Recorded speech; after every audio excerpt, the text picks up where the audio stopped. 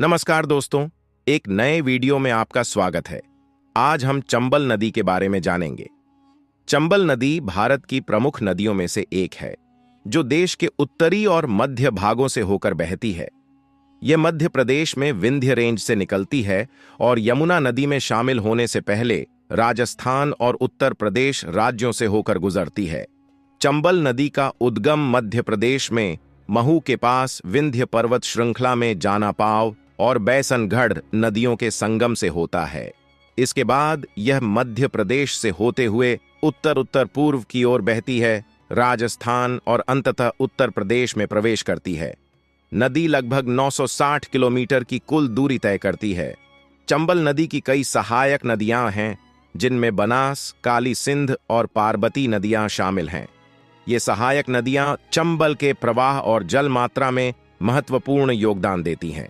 चंबल नदी राष्ट्रीय चंबल अभयारण्य के लिए प्रसिद्ध है, जो विभिन्न प्रकार के वन्य जीवों का स्वर्ग है।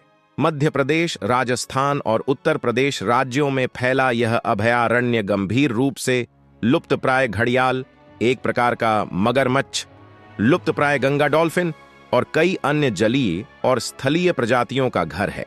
इसके पारिस्थितिक महत्व के कारण चंबल नदी और इसके आसपास के क्षेत्रों के संरक्षण और सुरक्षा के प्रयास किए गए हैं। राष्ट्रीय चंबल अभयारण्य इन संरक्षण पहलों में महत्वपूर्ण भूमिका निभाता है, जिसका उद्देश्य क्षेत्र की जैव विविधता की रक्षा करना है। चंबल नदी जिन क्षेत्रों से होकर बहती है, उन क्षेत्रों में इसका ऐतिहासिक और सांस्कृतिक महत्व है। यह नदी विभिन्न सभ्यताओं की गवाह रही है और इसका उल्लेख प्राचीन भारतीय ग्रंथों में भी किया गया है। यह कई मिथकों और किंवदंतियों की स्थापना भी रहा है।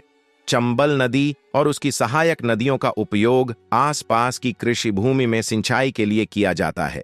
नदी के किनारे के उपजाऊ मैदान कृषि का समर्थन करते हैं, क्षेत्र की आर्थिक गतिविधियों में योगदान करते हैं।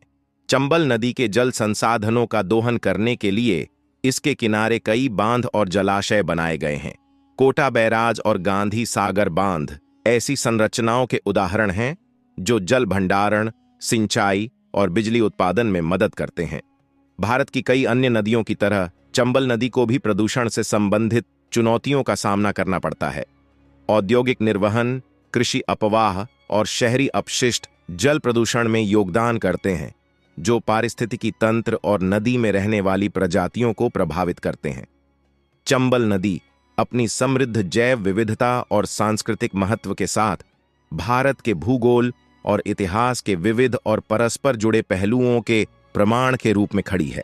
इस महत्वपूर्ण जल स्रोत के स्थायी भविष्य को सुनिश्चित करने के लिए संरक्षण और विकास को संतुलित करने के प्रयास महत्वपूर्ण हैं।